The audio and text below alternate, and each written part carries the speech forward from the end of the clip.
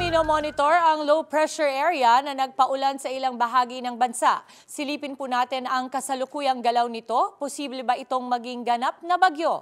Alamin natin yan mula sa ating resident meteorologist, Weather Tito Alvin, na laging may panahon para sa iyo. Good morning, Mami Dims, at good morning mga kapatid. Ulat panahon na po tayo ngayong araw ng Tuesday. Ito po ating binabantayan low pressure area ay medyo malapit na sa ating Philippine Area of Responsibility. At yan po ay hindi na natin inaasahang maging ganap na bagyo at posible ring makalabas na ng ating PAR. Pero yan po ay nakapaloba sa ating tinatawag na Intertropical Convergence Zone na nagdadala ng mataas na tsansa ng pagulan sa ilang bahagi ng ating bansa. Samantalang, meron na po tayong northeast monsoon o yung ating amihan na nakaka-apekto dito sa extreme northern Luzon, at yung ating shear line naman ay posible ring magdala ng pagulan sa ilang bahagi ng northern Luzon. Again, ito pong ating binabantayang low pressure area ay palabas na rin ng ating Philippine Area of Responsibility. Pero nga, dahil dito sa ating Intertropical Convergence Zone, nagpapakita naman ng araw sa malaking bahagi ng Mindanao, pero possible po yung ating mga thunderstorms tuwing sumasapit ang hapon at gabi. So mataas po ang tsansa niyan.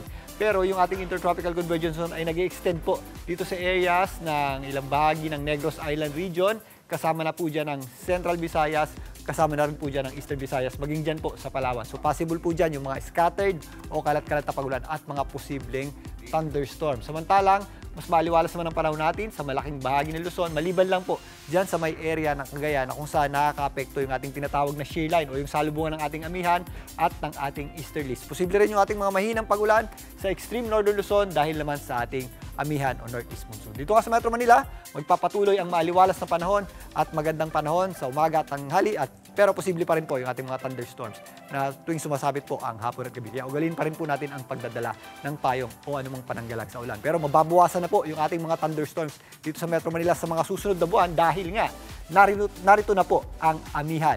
Kahapon, opisyal lang ideklara ng Pag-asa ang pagsisimula ng panahon ng amihan o northeast monsoon. So ano po ang magiging implikasyon niyan? Kapag panahon po ng amihan, lumalamig po yung ating panahon dahil nagkakaroon tayo ng cold at dry air. So mas malamig na po yung ating panahon, lalong-lalo na pagsapit po ng buwan ng December at January, lalong-lalo na sa buwan ng February. At nababawasan nga yung ating mga pagulan at thunderstorms tuwing hapon at gabi sa western section ng ating bansa, kasama po dyan ang Metro Manila. Lalong-lalo na nga po pag malakas na po ang amihan natin sa buwan ng December. Sa ngayon, meron pa rin tayong mga thunderstorms na nararanasan. Pero bukod sa paglamig, kapag panahon po ng amihan is tumataas ang tsansa na naglalandfall o tumatama sa lupa ang mga bagyo. Katunayan, meron tayong babantayang posibleng mabuong sama ng panahon sa susunod na linggo na mataas ang tsansang maglandfall. Abangan natin yan. At yan muna latest sa ating lagay ng panahon. Ang ating araw po ay sumikat kaninang 5:50 ng umaga at muli po yung lulubog mamayang 5:29 ng gabi. At yan muna latest. Ako po ang inyong Weather Tito Alvin na lagi may panahon para sa iyo.